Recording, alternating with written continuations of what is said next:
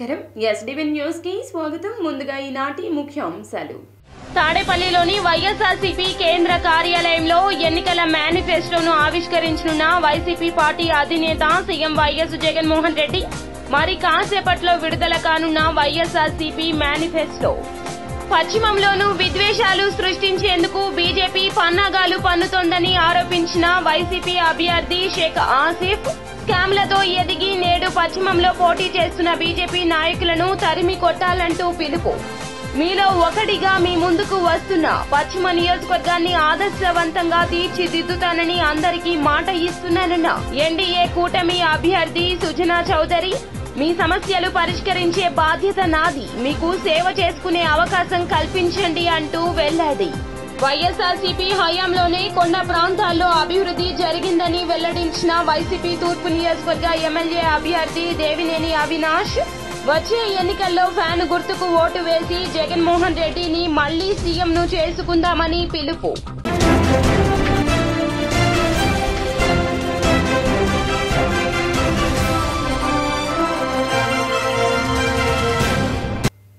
ఇక డీటెయిల్స్ చూస్తే తాడేపల్లిలోని వైసీపీ కేంద్ర కార్యాలయంలో సీఎం జగన్ చేతుల మీదుగా మరి కాసేపట్లో మేనిఫెస్టో విడుదల కానుంది.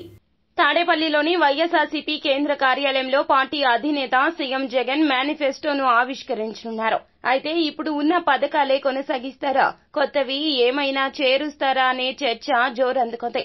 గత ఎన్నికల సమయంలో ఇచ్చిన హామీలను 99% దాకా అమలు చేసింది వైసీపీ ప్రభుత్వం. దీంతో అటు ప్రజల్లో ఇటు రాజకీయ శ్రేణుల్లో ఈ ఎన్నికల మేనిఫెస్టోపై ఆసక్తి నెలకొంది. పశ్చిమంలోనూ విద్వేషాలు సృష్టించేందుకు బీజేపీ పన్నాగాలు పన్నుతోందని వైసీపీ అభ్యర్థి షేక్ ఆసిఫ్ ఆరోపించారు. స్కామ్లతో ఎదిగి నేడు పశ్చిమంలో పోటీ చేస్తున్న బీజేపీ నాయకులను తరిమి కొట్టాలంటూ ఆయన పిలుపునిచ్చారు. 54వ డివిజన్ కార్పొరేటర్ అర్షద్ ఆధ్వర్యంలో షేక్ ఆసిఫ్ శుక్రవారం సాయంత్రం ఎన్నికల ప్రచారం నిర్వహించారు. ఈ సందర్భంగా ఇంటింటికి వెళ్లి రానున్న కాలంలో వైసీపీ విజయానికి అండగా ఉండాలని కోరారు. సీఎం జగన్ ఆధ్వర్యంలో రాష్ట్రంలో జరుగుతున్న అభివృద్ధి సంక్షేమాన్ని వివరిస్తూ ముందుకు సాగారు. కాంగ్రెస్ పార్టీ ఆసిఫ్కి అసలు ఆదరణ లేదు. ఆసిఫ్కి ముస్లిమ్స్ దగ్గర ఇవ్వట్లేదు, ఏం చేయట్లేదు, అలా చేయట్లేదు అని చెప్పేసి కావాలని మౌత్ టాకింగ్ చెప్తూ అక్కడక్కడ టీ స్టాల్స్ దగ్గర వాళ్ళు పబ్బం గడుపుతున్నారు. చూస్తున్నారు, ఈ ప్రజలందరూ చూస్తున్నారు. కేవలం ఆ జెండా కూలీలే తప్ప వాళ్ళకి పార్టీ క్యాడర్ కానీ 3 పార్టీలు కలిసినా వాళ్ళ క్యాడర్ అనేది ఏం లేదు. వాళ్ళు ఒకటే రోడ్ షోలు చేసుకెళ్తున్నారు, మేము గడప గడపకి వెళ్తున్నాం. మీరు అందరూ గ్రహించండి. ఏదో టూరిస్ట్ లాగా రావడం, ఆ టయానికి అక్కడ యాక్టింగ్ చేసేయడం, అయితే పని అయినట్టు, లేకపోతే మళ్ళీ పారిపోవడం ఢిల్లీ. మేము స్థానికులం, లోకల్, ఇక్కడే ఉంటా, ప్రజల్లోనే ఉంటా, ప్రజా సమస్యలు తెలుసుకొని ముందుకెళ్తా. ఆలోచించండి. తప్పకుండా విజయవాడ పశ్చిమ నియోజకవర్గంలో వైఎస్ఆర్సీపీ జెండా రెపరెపలాడడం ఖాయం. 3వ హ్యాట్రిక్ కొడతా. ఇక్కడ సుజనా చౌదరి మీదే హ్యాట్రిక్ దిశగా అడుగులేస్తున్నా. తప్పకుండా భారీ మెజార్టీతో గెలుస్తా. ఆయన కావాలని చెప్పేసి ఇక్కడ గ్రాఫిక్స్ చూపిస్తున్నాడు. గతంలో కూడా చంద్రబాబు నాయుడు ఇలాంటి గ్రాఫిక్స్ సింగపూర్, జపాను, మలేషియా అని చెప్పేసి గ్రాఫిక్స్ చూపిస్తే జనాలు ఎలా పరిమితం చేశారో తెలిసిన విషయమే. సుజనా చౌదరి కూడా అలాగే గ్రాఫిక్స్ చూపిస్తున్నాడు. ఆయన కూడా అదే గతి పట్టుద్ది. తప్పకుండా ప్రజల్లో మమేకమై ప్రజలతో ఉంటా. స్థానికుడిని, నాకు ఒకసారి అవకాశం ఇవ్వండి అని చెప్పి అందరికీ చెప్తున్నాను. ఈ మాయ కూటమి, మాయ మాటలు నమ్మకండి. మా మేనిఫెస్టో ఎల్లుండి రిలీజ్ అవుతుంది. అందులో ప్రజలకు ఉపయోగపడే విధంగా ఉంటుంది, ప్రజా శ్రేయస్సు కోసం ఉంటుంది. తప్పకుండా ఆ మేనిఫెస్టోతో ముందుకెళ్తాం. ఏదైతే హామీలు ఇచ్చామో 98% హామీ, ప్రతి ఇంటికి కూడా, ప్రతి గడపకి కూడా ఒక పథకం అనేది ఉంది. కాబట్టి జగన్మోహన్ రెడ్డి గారి పరిపాలన ప్రతి ఒక్కరికి తెలుసు. కాబట్టి ప్రజానికం ప్రతి ఒక్కళ్ళు కూడా ఆసిఫ్ అన్న వచ్చాడు, మేము మీకే ఓటేస్తాము, ఫ్యాన్ గుర్తుకే మన ఓటు అని చెప్పేసి వాళ్ళే చెప్తున్నారంటే మనకి ఎంతో ఆనందంగా అనిపిస్తూ ఉంది. ఇంకోటి ఏంటంటే, ఈయన ఎవడో వచ్చాడు మొన్న, సుజనా చౌదరి అని చెప్పేసి. ఆయన గురించి జనాలకి ఎవ్వడికి ఏమీ తెలియదు. వీళ్ళేదో మౌత్ పబ్లిసిటీ చేసుకొని ఆయన్ని పెద్దోడిని చేయడం కాక మన క్యాడర్ని. పశ్చిమ నియోజకవర్గాన్ని ఆదర్శ నియోజకవర్గంగా తీర్చిదిద్దుతానని సుజనా చౌదరి హామీ ఇచ్చారు. మీలో ఒకటిగా మీ ముందుకు వస్తున్న పశ్చిమ నియోజకవర్గాన్ని ఆదర్శ నియోజకవర్గంగా తీర్చిదిద్దుతానని మీ అందరికీ మాట ఇస్తున్నా. మీ సమస్యలు పరిష్కరించే బాధ్యత నాది, మీకు సేవ చేసుకునే అవకాశం కల్పించండి అంటూ ఎన్డీఏ కూటమి అభ్యర్థి సుజనా చౌదరి ప్రజలకు విజ్ఞప్తి చేశారు. 54వ డివిజన్ టీడీపీ అధ్యక్షులు సయ్యద్ సలీం, జనసేన డివిజన్ అధ్యక్షులు కంది నానీలతో కలిసి Amma hotel, BRP road, Krishnaveni market, Panja centre, Gandhi బొమ్మ తదితర ప్రాంతాల్లో పర్యటించడం జరిగింది. ఈ పంజా సెంటర్లో ఒక ఈట్ సర్కిల్ అని కడితే ఇక్కడ ఎందుకంటే ఎక్కువ ఈటింగ్ ప్లేసెస్ ఉన్నాయి, ఈట్ ప్లేసెస్ అందరూ కూడా ఈ ఏరియాకి మొత్తానికి ఇది ఒక మంచి అద్భుతమైన సెంటర్ కింద తయారు చేయడానికి అవకాశం ఉంది. కాబట్టి అవన్నీ కూడా ఇంతవరకు ఎవరు చెప్పి కౌన్సిలింగ్ చేసేవాళ్ళు ఎవరు కనపడలేదు అనుకుంటే ఇక్కడ ఇంతకుముందున్న ఎమ్మెల్యే చేసిన పని ఏమిటి అనంటే ఏ ఒక్క పని కనపడలేదు. అలా కాకుండా ప్రాపర్గా వాళ్ళకి అన్నీ ఏమేం కావాలి, హజ్ హౌసు శంకుస్థాపన చేశారు. ఈ ప్రభుత్వం వచ్చి దాన్ని పక్కన పెట్టేసింది. హజ్ హౌస్ కానీ, స్టేడియం కానీ ఇవన్నీ కూడా అది హజ్ హౌస్ కడితే రాష్ట్రం మొత్తానికి పనికొస్తుంది, స్టేడియం కడితే కూడా రాష్ట్రం మొత్తానికి పనికొస్తుంది. ముఖ్యంగా పశ్చిమ నియోజకవర్గం వాళ్ళకి స్టేడియం బాగా ఉపయోగపడుతుంది, విజయవాడ మొత్తానికి ఉపయోగపడుతుంది. అట్లాగే మహిళలకి ప్రసూతి కేంద్రాలు చాలా అవసరం. ఇక్కడ ఇంత రద్దీ వ్యవహారంలో ప్రసూతి కేంద్రాలు అంత పెద్ద ఖర్చుతో కూడా కూడిన పని కూడా కాదు. ప్రసూతి కేంద్రాలు పెడతాం.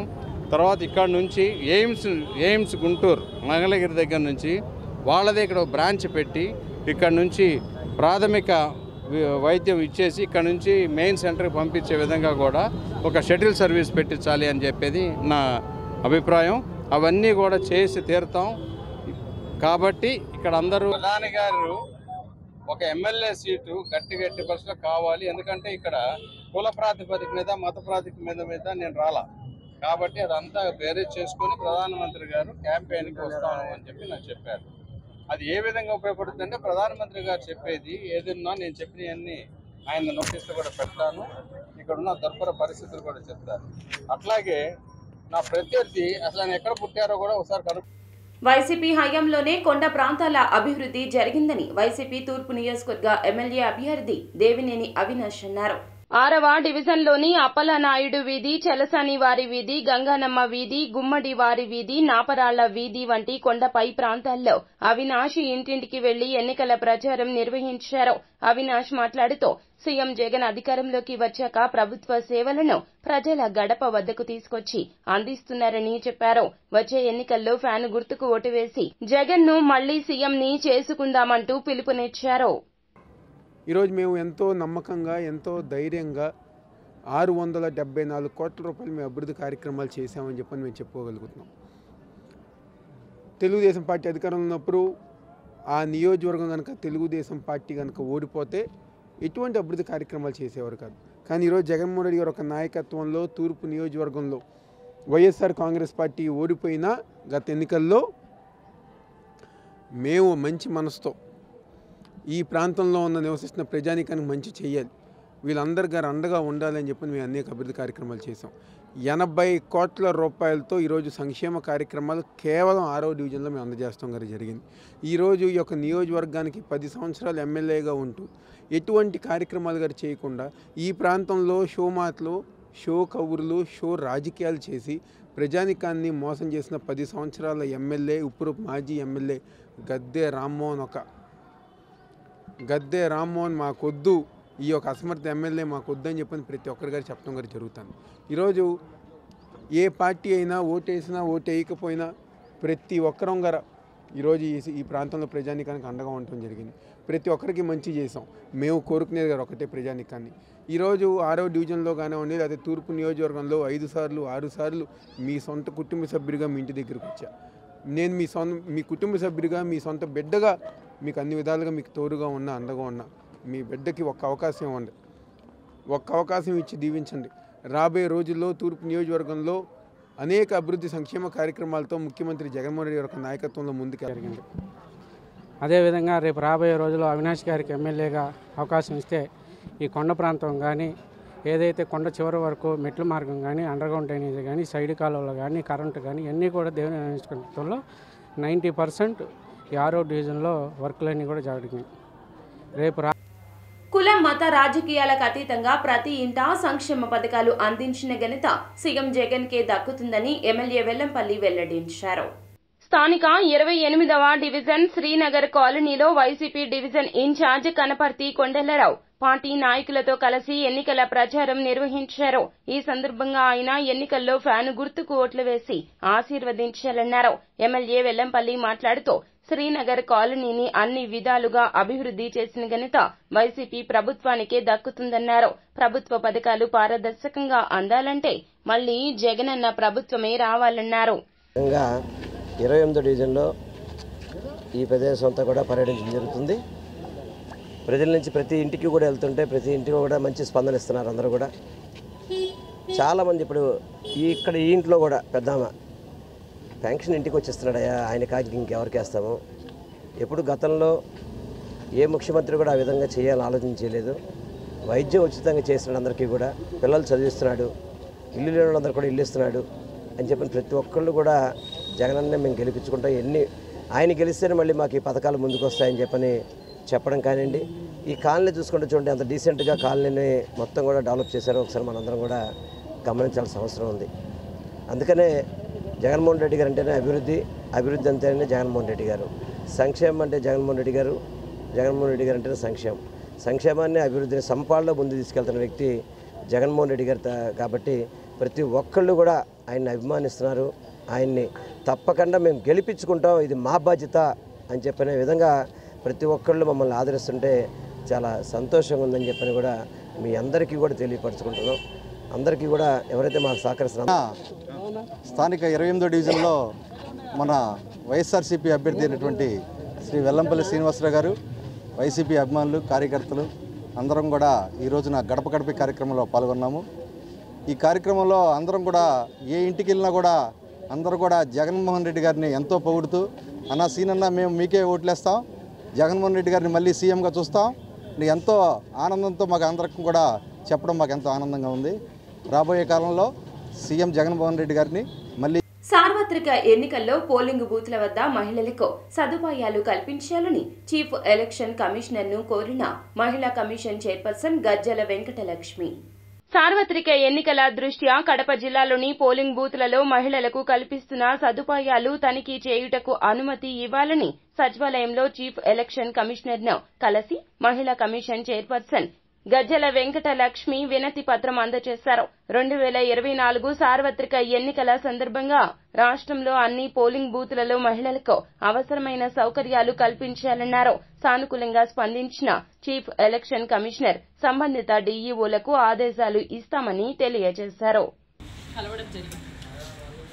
ఒక నెల క్రితము మేము మహిళా కమిషన్ నుంచి ఒక లెటర్ పంపించాము ఎలక్షన్ కమిషనర్ గారికి.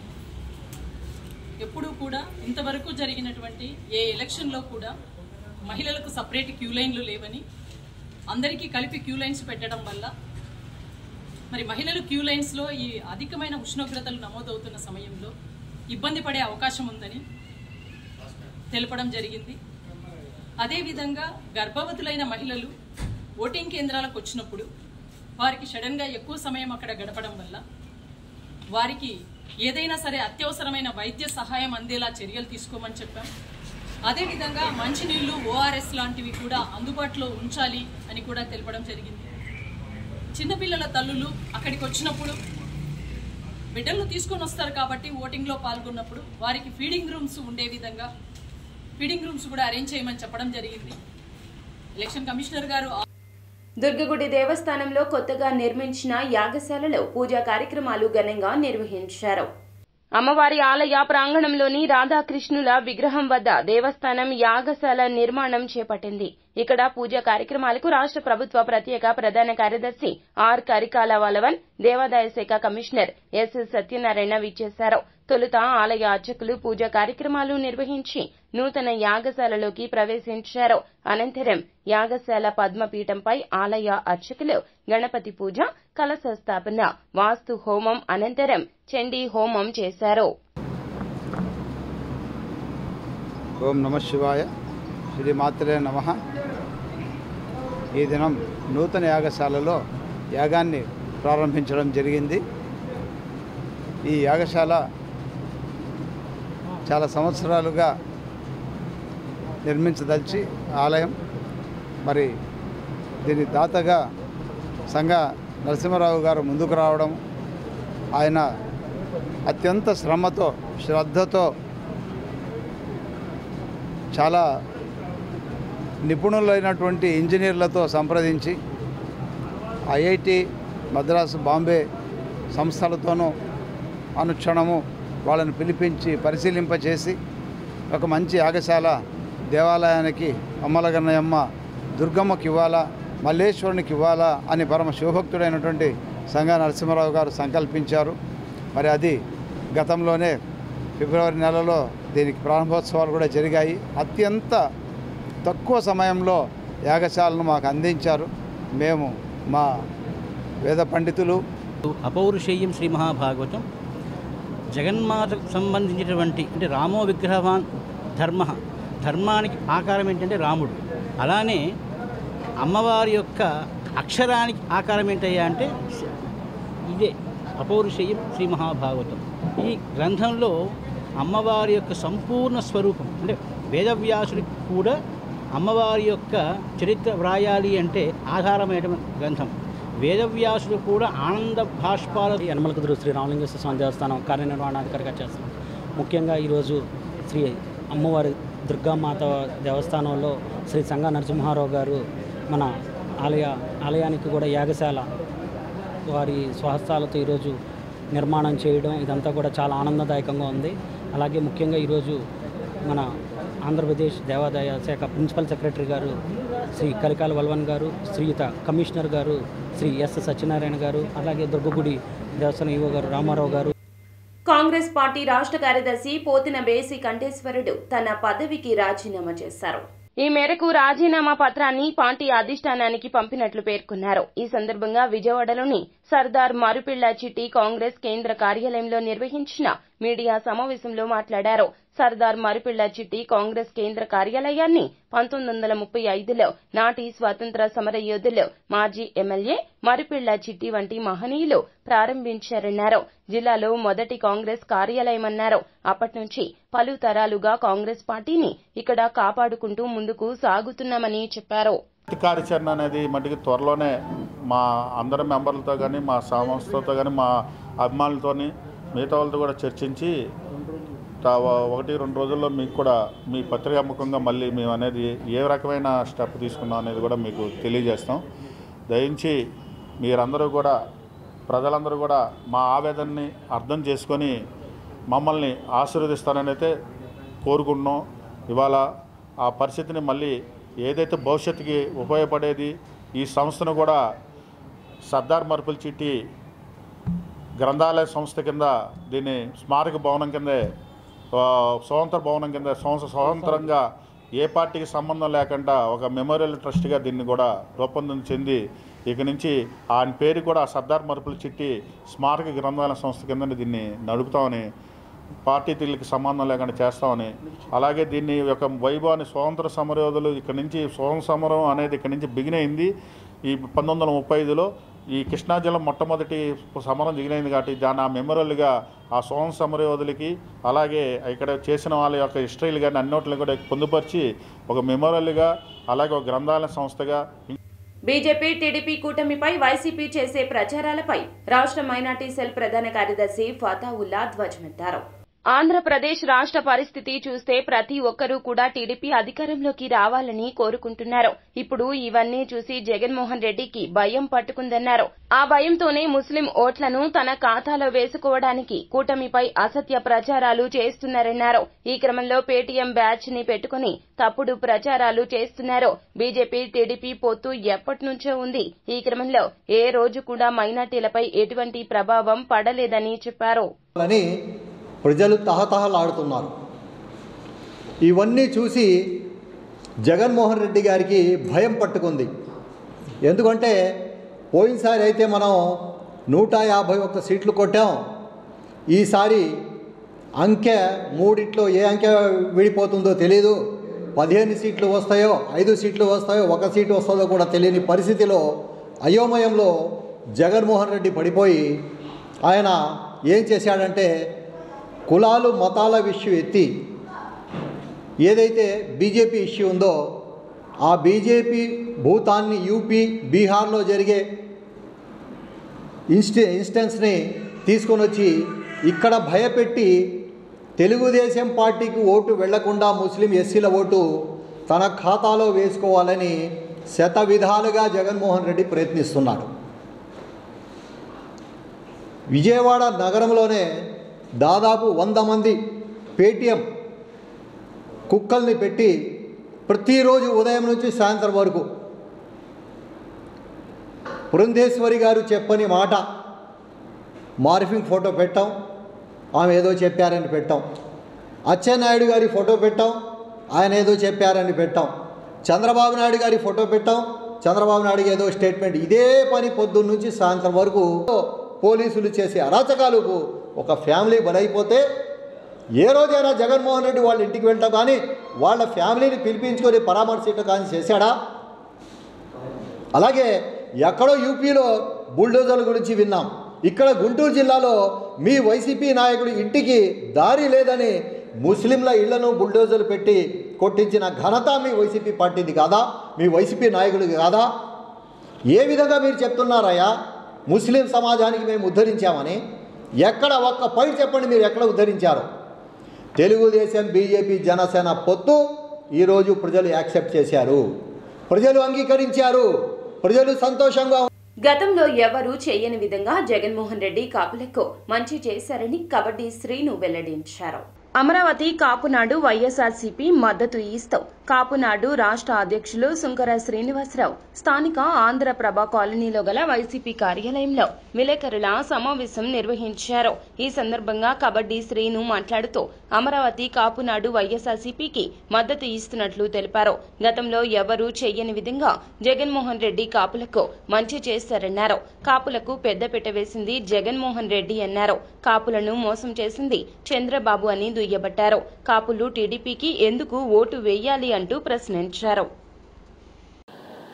రాష్ట్ర కాపునాడు అధ్యక్షుడిగా సుంకర శ్రీనివాసరావు కబడ్డీ శ్రీని గారు వైఎస్ఆర్ పార్టీకి మద్దతు ఇవ్వడం జరుగుతుంది. రెడ్డి గారు కాపు నేతలను పెట్టి సంవత్సరానికి కాపు మహిళలకి 15,000 రూపాయలు ఇచ్చినటువంటి వ్యక్తి గతంలో ఏ ప్రభుత్వంలో కూడా దొరకలేదు. అది కొంచెం నా మనసు ఎక్కడో తాకింది. 2 విదేశ విద్య అని చెప్పని ఆయన విదేశాలు చదువుకుంటా కూడా అవకాశం కల్పించినటువంటి వ్యక్తి, మహోన్ వ్యక్తి జగన్మోహన్ రెడ్డి గారు. 3వది స్కాలర్షిప్ ఇవ్వడం జరిగింది జగన్మోహన్ రెడ్డి గారు. ఈ 3 పథకాలు కాపులకు ఇవ్వడం జరిగింది. నాకు చాలా సంతోషంగా ఉంది. 2 చంద్రబాబు నాయుడు గారు ద్రోహి, దాంట్లో ఏమాత్రం సందేహమే లేదు. ఎందుకు ద్రోహి అని చెప్పంటున్నానంటే 27% ఉన్న కాపులు 27% ఉన్న కాపులు పర్సంటేజ్ మాకు ఎన్ని సీట్లు ఇవ్వాలి, మాకు ఎంపీ టికెట్లు ఎన్ని ఇవ్వాలన్నది కూడా తెలియనట్టు వ్యక్తి అజ్ఞాని చంద్రబాబు నాయుడు గారు. ఇవాళ జగన్మోహన్ రెడ్డి గారు 31 సీట్లు అసెంబ్లీ ఇవ్వడం జరిగింది కాపులకి, 5 పార్లమెంట్ ఇవ్వడం జరిగింది.